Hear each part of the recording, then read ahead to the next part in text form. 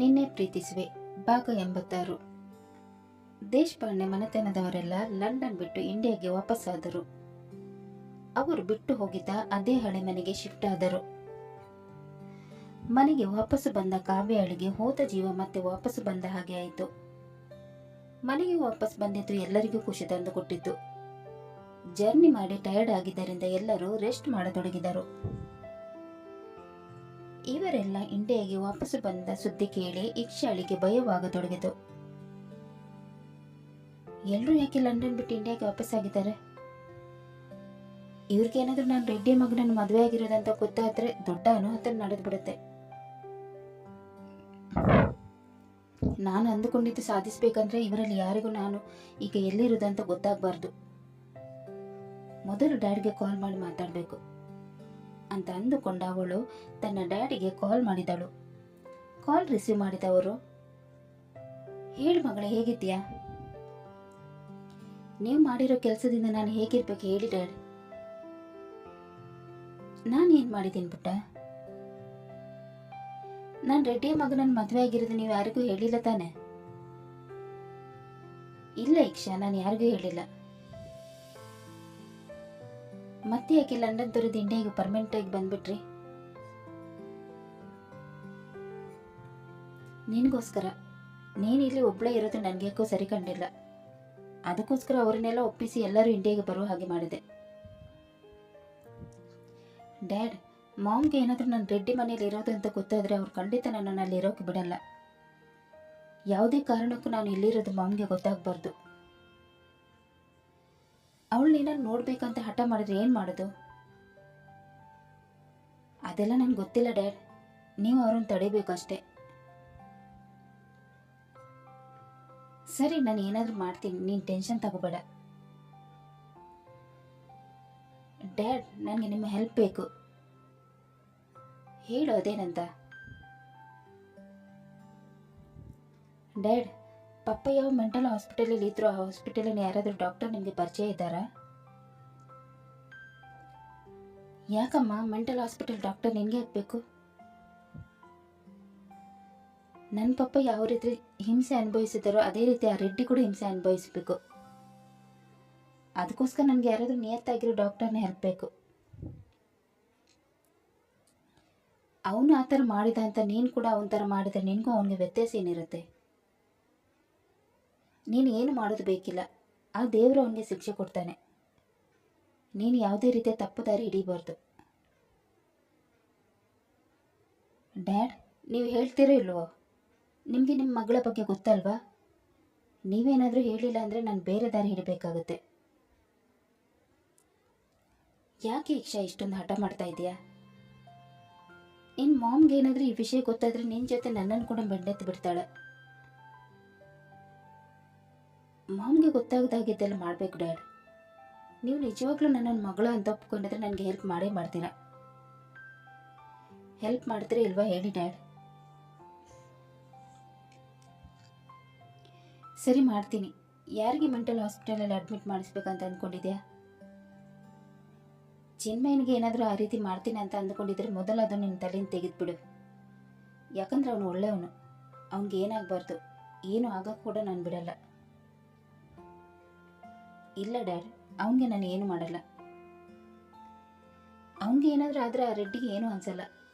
ರೆಡ್ಡಿಯ ಜೀವವಿರೋದು ಅವನ ಚಿಕ್ಕ ಮಗನ ಮೇಲೆ. ಅವನನ್ನು ನಾವು ಟಾರ್ಗೆಟ್ ಮಾಡಿದರೆ ರೆಡ್ಡಿ ಜೀವಂತವಾಗಿದ್ಕೊಂಡೇ ಸಾಯ್ತಾನೆ. ಆದರೂ ಇದು ಸರಿಯಲ್ಲ ಅಲ್ವ ಇಕ್ಷಾ? ಸರಿ ಇದ್ದವ್ರನ್ನ ಮೆಂಟಲ್ ಮಾಡೋದಿದ್ದು ಯಾವ ನ್ಯಾಯ? ಅವನಿಗೂ ಭವಿಷ್ಯ ಅಂತ ಇದೆ ಅಲ್ವಾ?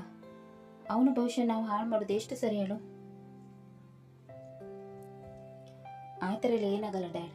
ಅವನಿಗೆ ಏನೂ ಆಗಲ್ಲ. ಆದರೆ ಎಲ್ಲರ ದೃಷ್ಟಿಯಲ್ಲಿ ಅವನ ಮಾನಸಿಕ ಸೀಮಿತವನ್ನು ಕಳೆದುಕೊಂಡ ಹುಚ್ಚನಾಗಿ ಕಾಣಿಸ್ಬೇಕು. ಅವನನ್ನು ಆ ಸ್ಥಿತಿಯಲ್ಲಿ ನೋಡಿ ರೆಡ್ಡಿ ವಿಲವಿಲ ಒದ್ದಾಡಬೇಕು. ಆಗಲೇ ನನ್ನ ಮನಸ್ಸಿಗೆ ನೆಮ್ಮದಿ ಸಿಗೋದು. ಈಗ ಹೇಳಿ ಡ್ಯಾಡ್, ಅಲ್ಲಿ ನಿಮಗೆ ಗೊತ್ತಿರೋ ಡಾಕ್ಟರ್ ಇದ್ದಾರಾ? ನನ್ನ ಫ್ರೆಂಡ್ ಮಗ ಒಬ್ಬ ಅದೇ ಹಾಸ್ಪಿಟಲಲ್ಲಿ ಡಾಕ್ಟರಿಗೆ ಕೆಲಸ ಮಾಡ್ತಾ ಇದ್ದಾನೆ. ಅವನನ್ನು ವಿಚಾರಿಸಿದ್ರೆ ಗೊತ್ತಾಗುತ್ತೆ. ಅವನ ಹೆಸರು ರಜತ್ ಅಂತ. ನಾನು ನನ್ನ ಫ್ರೆಂಡಿಗೆ ಹೇಳಿ ಅವನ ನಂಬರ್ ನಿಮಗೆ ಮೆಸೇಜ್ ಮಾಡ್ತೀನಿ. ಯಾವುದೇ ಕಾರಣಕ್ಕೂ ತನ್ಮಯನಿಗೆ ಏನಾಗಬಾರ್ದು, ತಿಳಿತಾ? ಆಯಿತು ಡ್ಯಾಡ್, ನಿಮ್ಮ ಹೆಲ್ಪ್ ಏನಾದರೂ ಬೇಕಿದ್ರೆ ನಿಮ್ಗೆ ಕಾಲ್ ಮಾಡ್ತೀನಿ. ಮಾವನನ್ನು ಸಂಭಾಳಿಸೋ ಜವಾಬ್ದಾರಿ ನಿಮ್ಮದು.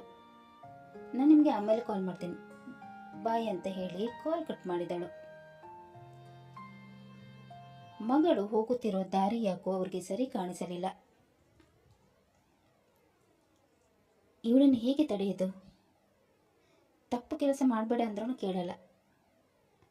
ರಜತ್ಗೆ ಹಿಡಿಗೆ ಯಾವುದೇ ತಪ್ಪು ಕೆಲಸ ಮಾಡಬೇಡ ಅಂತ ಹೇಳಬೇಕು ಅಂತ ಅಂದುಕೊಂಡವರು ಹಾಲಲ್ಲಿ ಬಂದು ಕುಳಿತುಕೊಂಡರು. ಹಾಲಲ್ಲಿ ಕುಳಿತು ಎಲ್ಲರೂ ಕಾಫಿ ಕುಡಿದಿದ್ದರು. ಕಾವ್ಯ ಸುಕೇಶ್ ಅವರಿಗೂ ಕೂಡ ಕಾಫಿ ತಂದು ಕೊಟ್ಟಳು. ರೀ, ನಾವೆಲ್ಲರೂ ಯಾಕೆ ಇಕ್ಷಲ ನೋಡಕ್ಕೆ ಹೋಗ್ಬಾರ್ದು ಅಂತ ಕಾವ್ಯ ಹೇಳಿದಾಗ ಕಾಫಿ ಕುಡಿಯುತ್ತಿದ್ದ ಸುಕೇಶ್ ಅವರಿಗೆ ಒಂದೇ ಸಮನೆ ನೆತ್ತಿಗೇರಿ ಕೆಮ್ಮತೊಡಗಿದರು. ಆಗ ಕಾವ್ಯ ಅವರ ಬೆನ್ನಿಗೆ ಗುದ್ದುತ್ತಾ, ಯಾಕ್ರಿ ಏನಾಯ್ತು? ಏನಿಲ್ಲ, ಸರಿಯಾಗಿ ಇದ್ದೀನಿ ಅಂತ ಹೇಳಿದಾಗ ಎಲ್ಲರೂ ನಿಟ್ಟುಸಿರು ಬಿಟ್ಟರು. ಯಾವ ಟಾಪಿಕ್ ಡಿಸ್ಕಷನ್ ಆಗಬಾರ್ದು ಅಂತ ಅಂದುಕೊಂಡಿದ್ದೇನೋ ಅದೇ ಟಾಪಿಕ್ ಈಗ ಡಿಸ್ಕಸ್ ಆಗೋದ್ರಲ್ಲಿದೆ. ಏನು ಮಾಡಲಿ ಈಗ ನಾನು? ಇವಳನ್ನು ಹೇಗೆ ತಡೆಯೋದು ಅಂತ ಅಂದುಕೊಳ್ಳುತ್ತಿರಬೇಕಾದರೆ ಕಾವ್ಯ ಮಾತು ಮುಂದುವರಿಸಿದಳು. ಮುಖೇಶ್ ಅಣ್ಣ, ನಾವೆಲ್ಲ ಯಕ್ಷಳ ಗಂಡನ ಮನೆಗೆ ಹೋಗೋಣ, ಏನಂತೀರಾ? ನನಗೇನು ಅಭ್ಯಂತರ ಇಲ್ಲ. ಅವ್ರ ಮನೆಗೆ ಹೋದ್ರೆ ಮನೆ ನೋಡಿದ ಹಾಗೇನೂ ಆಗುತ್ತೆ, ಹಾಗೆ ಮನೆಯವರೆಲ್ಲ ಹೇಗಿದ್ದಾರೆ ಅಂತ ತಿಳ್ಕೊಬೋದು. ನನಗೆ ಯಾಕೋ ಸರಿ ಅನ್ನಿಸ್ತಾ ಇಲ್ಲ ಅಣ್ಣ. ನಾವು ಅವಳು ಗಂಡನ ಮನೆಗೆ ಹೋಗೋದು ಬೇಡ. ಅವ್ರ ಜಾತಿ ನಮ್ಮ ಜಾತಿ ಬೇರೆ ಅಲ್ವಾ? ಅವ್ರು ಸ್ವಲ್ಪ ಹಳೆ ಕಾಲದವರು. ನಾವೆಲ್ಲ ಅವ್ರ ಮನೆಗೆ ಹೋದ್ರೆ ಯಕ್ಷಳಿಗೆ ತೊಂದರೆ ಆಗ್ಬೋದು. ನಾವು ಹೋಗೋದು ಬೇಡ ಅಣ್ಣ. ಹೋಗೋದು ಬೇಡ ಅಂದ್ರೆ ಹೇಗೆ? ನಮಗೂ ಗೊತ್ತಾಗ್ಬೇಕಲ್ವಾ ಯಕ್ಷೆ ಎಂಥ ಮನೆಯಲ್ಲಿ ಇದ್ದಾಳಂತ. ನೀವೇ ತಾನೇ ಹೇಳಿದ್ದು ಅವಳನ್ನೊಬ್ಬಳೆ ಬಿಡೋದು ಸರಿಯಲ್ಲ ಅಂತ. ಅವಳಿಗೋಸ್ಕರ ತಾನೇ ನಾವು ಲಂಡನ್ ಬಿಟ್ಟು ಇಂಡಿಯಾಗೆ ವಾಪಸ್ಸಾಗಿರೋದು. ಹೌದು ಸುಕೇಶ್, ಕಾವ್ಯ ಹೇಳೋದು ಸರಿಯಾಗಿ ಇದೆ. ನಾವು ಎಲ್ಲರೂ ಹೋಗಿ ಯಕ್ಷಳ ನೋಡ್ಕೊಂಡು ಬರೋಣ. ನನಗೂ ಅವಳನ್ನು ನೋಡ್ಬೇಕಂತ ತುಂಬಾ ಮನಸ್ಸಾಗ್ತಾ ಇದೆ ಅಂತ ಅಮೃತರವರು ಹೇಳಿದಾಗ ಆರ್ಯನ್, ಹಾ ಡ್ಯಾಡ್, ಮಾಮ್ ಮತ್ತು ದೊಡ್ಡಮ್ಮ ಸರಿಯಾಗಿ ಹೇಳ್ತಾ ಇದ್ದಾರೆ. ನಾವು ನಾಳೆನೇ ಅವಳನ್ನು ನೋಡೋಕ್ಕೆ ಹೋಗೋಣ ಅಂತ ಹೇಳಿದಾಗ ಸುಕೇಶ್ ಅವರಿಗೆ ಏನು ಹೇಳಬೇಕೆಂದೇ ತೋಚದೆ ಹೋಯಿತು. ನಾವು ಯಾರ ಮನೆಗೆ ಹೋಗ್ತೀವಿ ಒಂದ್ಸಲ ಅವಳನ್ನೇ ಕೇಳಿ ನೋಡೋಣ. ಇರಿ, ನಾನು ಅವಳಿಗೆ ಕಾಲ್ ಮಾಡ್ತೀನಿ ಅಂತ ಹೇಳಿ ಸುಕೇಶ್ ಅವರು ಯಕ್ಷಳಿಗೆ ಕಾಲ್ ಮಾಡತೊಡಗಿದರು. ಕಾಲ್ ರಿಸೀವ್ ಮಾಡಿದವಳು, ಹೇಳಿ ಡ್ಯಾಡ್. ನಿನ್ನ ಮಾಮ್ಗೆ ನಿನ್ನ ಜೊತೆ ಏನೋ ಮಾತಾಡಬೇಕಂತೆ, ಸ್ವಲ್ಪ ಮಾತಾಡು. ಲೌಡ್ ಸ್ಪೀಕರಲ್ಲಿ ಇಟ್ಟಿದ್ದೀನಿ, ಮಾತಾಡು. ಹೇಳಿ ಮಾಮ್, ಏನು ಸಮಾಚಾರ? ಹೇಗಿದ್ದೀರಾ? ಮನೇಲಿ ಎಲ್ಲರೂ ಹೇಗಿದ್ದೀರಾ?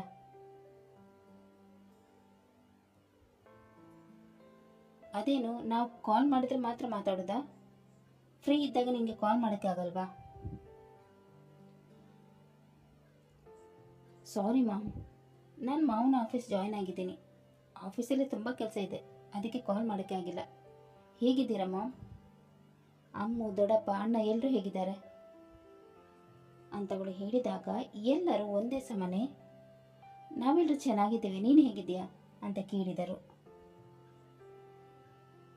ನಾನು ಚೆನ್ನಾಗಿದ್ದೀನಿ, ನಿಮ್ಮನ್ನೆಲ್ಲ ತುಂಬ ಮಿಸ್ ಮಾಡ್ಕೋತಾ ಇದ್ದೀನಿ.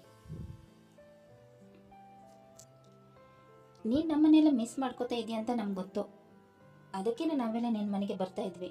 ಹೇಗಿದೆ ಸರ್ಪ್ರೈಸ್ ಅಂತ ಆರ್ಯನ್ ಹೇಳಿದಾಗ ಅವಳಿಗೆ ಒಂದು ಕ್ಷಣ ಗಾಬರಿಯಾಗಿ, ನೀವೆಲ್ಲ ಮನೆಗೆ ಬರ್ತಾ ಇದ್ದೀರಾ? ಬೇಡ ಬೇಡ, ಇಲ್ಲಿಗೆ ಯಾರು ಬರೋದು ಬೇಡ, ನಾನೇ ಅಲ್ಲಿಗೆ ಬಂದ್ಬಿಡ್ತೀನಿ ಅಂತ ಅವಳು ಹೇಳಿದಾಗ ಎಲ್ಲರಿಗೂ ಅವಳ ಮಾತು ಕೇಳಿ ಆಶ್ಚರ್ಯವಾಯಿತು. ಇವಳು ಯಾಕೆ ಈ ರೀತಿ ಹೇಳುತ್ತಿದ್ದಾಳ ಅಂತ ಅವರಿಗೆ ತಿಳಿಯದಾಯಿತು. ಆಗ ಇಕ್ಷಾಳೆ ಮಾತು ಮುಂದುವರಿಸುತ್ತಾ, ನೀವೆಲ್ಲ ಯಾರು ಬೇಜಾರು ಮಾಡ್ಕೋಬೇಡಿ, ಇಲ್ಲಿನ ಪರಿಸ್ಥಿತಿ ಅಷ್ಟೊಂದು ಚೆನ್ನಾಗಿಲ್ಲ. ಇವರೆಲ್ಲ ತುಂಬ ಹಳೆ ಕಾಲದವರು, ಜಾತಿ ಜಾತಿ ಅಂತ ಜಾತಿ ಹಿಂದೆ ಬಿದ್ದಿದ್ದಾರೆ. ನಾವು ಅವ್ರಿಗಿಂತ ಕೆಳ ಜಾತಿಯವರಲ್ವಾ, ಅದಕ್ಕೆ ಸ್ವಲ್ಪ ತೊಂದರೆ ಇದೆ. ಸ್ವಲ್ಪ ದಿನ ಹೋಗಲಿ, ನಾನೇ ಮನೆಯವರನ್ನೆಲ್ಲ ಒಪ್ಪಿಸಿ ನಿಮ್ಮನ್ನು ಬರೋಕ್ಕೆ ಹೇಳ್ತೀನಿ. ಯಾರಿಗೂ ಬೇಜಾರಾಗಿಲ್ಲ ಅಂತ ಅಂದ್ಕೊಂಡಿರ್ತೀನಿ ಅಂತ ಅವಳು ಹೇಳಿದಾಗ ಎಲ್ಲರಿಗೂ ಅವಳ ಗಂಡನ ಮನೆಯವರ ರೀತಿ ನೀತಿಗಳು ಯಾಕೋ ಸರಿ ಕಾಣಿಸಲಿಲ್ಲ. ಸರಿ ಮಗಳೇ, ನಿನಗೆ ತೊಂದರೆ ಆಗುತ್ತೆ ಅಂತ ಅಂದರೆ ನಾವು ಯಾರೂ ಅಲ್ಲಿಗೆ ಬರಲ್ಲ, ನೀನು ಆರಾಮವಾಗಿರು. ಯಾವಾಗ ಮನೆಗೆ ಬರ್ತೀಯಾ? ದೊಡ್ಡಪ್ಪ, ಥ್ಯಾಂಕ್ಸ್ ನಾನು ಅರ್ಥ ಮಾಡ್ಕೊಂಡಿದ್ದಕ್ಕೆ. ಇನ್ನೆರಡು ದಿವಸದಲ್ಲಿ ಬರ್ತೀನಿ.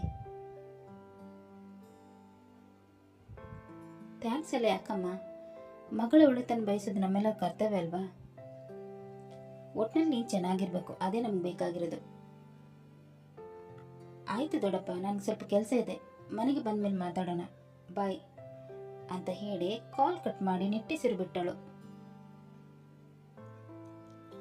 ಹಬ್ಬ, ಹೇಗೂ ಬಚಾವಾಗ್ಬಿಟ್ಟೆ, ಇಲ್ಲಾಂದ್ರೆ ಇವತ್ತು ನನಗೆ ಗುಟ್ಟೆಲ್ಲ ರಟ್ಟಾಗ್ತಾ ಇತ್ತು. ಡ್ಯಾಡ್ ಏನಾದರೂ ಆ ಡಾಕ್ಟರ್ ನಂಬರ್ ಕೊಟ್ಟರೆ ಅವ್ರ ಜೊತೆ ಮಾತಾಡ್ಬೋದಿತ್ತು ಅಂತ ಅಂದುಕೊಳ್ಳುತ್ತಿರುವಾಗ ಮೊಬೈಲ್ಗೆ ಬಂದ ವಾಟ್ಸಪ್ ಮೆಸೇಜನ್ನು ನೋಡಿ, ಓ ಡ್ಯಾಡ್ ಆಗಲೇ ನಂಬರ್ ಕಳಿಸ್ಬಿಟ್ಟಿದ್ದಾರೆ, ಮೊದಲೇ ಇವ್ರ ಜೊತೆ ಮಾತಾಡೋಣ ಅಂತ ಅಂದುಕೊಂಡವಳು ಡಾಕ್ಟರ್ ರಜತ್ಗೆ ಕಾಲ್ ಮಾಡಿದಳು. ಹಲೋ, ಡಾಕ್ಟರ್ ರಜತ್ ಅಲ್ವಾ? ಹೌದು, ನೀವ್ಯಾರು? ಏನಾಗಬೇಕಿತ್ತು? ಡಾಕ್ಟರ್, ನಿಮ್ಮ ನಂಬರನ್ನು ಡ್ಯಾಡ್ ಕೊಟ್ಟರು. ನನ್ನ ಬಗ್ಗೆ ಅವ್ರು ನಿಮಗೆ ಆಲ್ರೆಡಿ ಹೇಳಿರ್ಬೇಕಲ್ವಾ? ಓ, ಮಿಸ್ ಇಕ್ಷಾ ರೈಟ್? ಎಸ್ ಡಾಕ್ಟರ್, ನಾನು ಇಕ್ಷಾ ಮಾತಾಡ್ತಾ ಇರೋದು. ನಿಮ್ಮ ಬಗ್ಗೆ ಅಂಕಲ್ ಹೇಳಿದ್ದಾರೆ. ಹೇಳಿ, ನನ್ನಿಂದ ನಿಮ್ಗೆ ಏನು ಹೇಳಬೇಕು? ಅಂಕಲ್ ನನಗೆ ಗೊತ್ತಿರೋರು, ಅವ್ರ ಮಗಳಿಗೆ ನಾನು ಹೆಲ್ಪ್ ಮಾಡಲ್ಲ ಅಂತೀನಾ? ಹೇಳಿ ಅದನ್ನು ಹೇಳಬೇಕಂತ.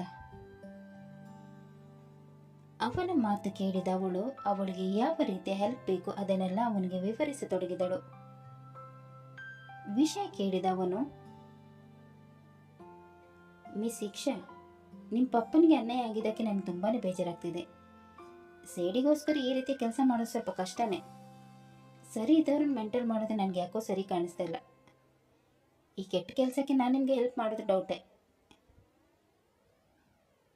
ಡಾಕ್ಟರ್, ಅವನಿಗೆ ಟ್ರೀಟ್ಮೆಂಟ್ ಎಲ್ಲ ಕೊಡೋದು ಬೇಡ, ಬರೀ ಅವನನ್ನು ಹೇಗಾದರೂ ಮಾಡಿ ನಿಮ್ಮ ಹಾಸ್ಪಿಟಲಲ್ಲಿ ಅಡ್ಮಿಟ್ ಮಾಡಿಸಿ ಅಷ್ಟು ಸಾಕು. ರೆಡ್ಡಿ ಮಾಡಿದ ಅನ್ಯಾಯಕ್ಕೆ ಅವನಿಗೆ ಪ್ರತ್ಯುತ್ತರ ಕೊಡಲೇಬೇಕು. ಸ್ವಲ್ಪ ದಿನ ಅವನನ್ನು ಅದೇ ಹಾಸ್ಪಿಟಲಲ್ಲಿ ಇರುವಂತೆ ನೋಡ್ಕೊಳ್ಳಿ, ನನಗೆ ಅದೇ ಬೇಕಾಗಿರೋದು. ಸರಿ, ಒಂದು ಕೆಲಸ ಮಾಡೋಣ, ನೀವು ಯಾರನ್ನಿಗೆ ಹಾಸ್ಪಿಟಲ್ಗೆ ಅಡ್ಮಿಟ್ ಮಾಡಿಸ್ಬೇಕಂತ ಅಂದ್ಕೊಂಡಿದ್ದೀರಾ ಅವ್ರನ್ನ ನೆಕ್ಸ್ಟ್ ವಾರದಲ್ಲಿ ಅಡ್ಮಿಟ್ ಮಾಡಿಸೋಣ. ಅಷ್ಟೆಲ್ಲ ನಾನು ಈ ಕಾರ್ಯಕ್ಕೆ ಯಾವ ರೀತಿ ಪ್ರಿಪೇರ್ ಆಗಬೇಕಂತ ಯೋಚನೆ ಮಾಡ್ತೀನಿ.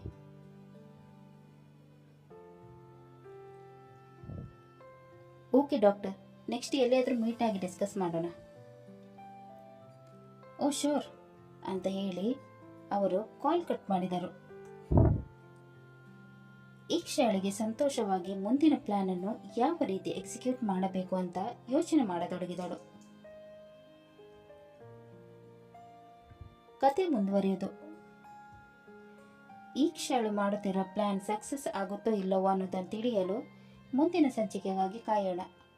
ಅಲ್ಲಿ ತನಕ ಈ ಕತೆ ನಿಮಗೆ ಇಷ್ಟವಾದಲ್ಲಿ ಲೈಕ್ ಮಾಡಿ, ಶೇರ್ ಮಾಡಿ ಮತ್ತು ಸಬ್ಸ್ಕ್ರೈಬ್ ಮಾಡೋದನ್ನು ಮಾತ್ರ ಮರಿಬೇಡಿ. ಹಾಗೆ ಕತೆ ಹೇಗಿದೆ ಅಂತ ಕಮೆಂಟ್ ಬಾಕ್ಸಲ್ಲಿ ತಿಳಿಸಿ. ಧನ್ಯವಾದಗಳು.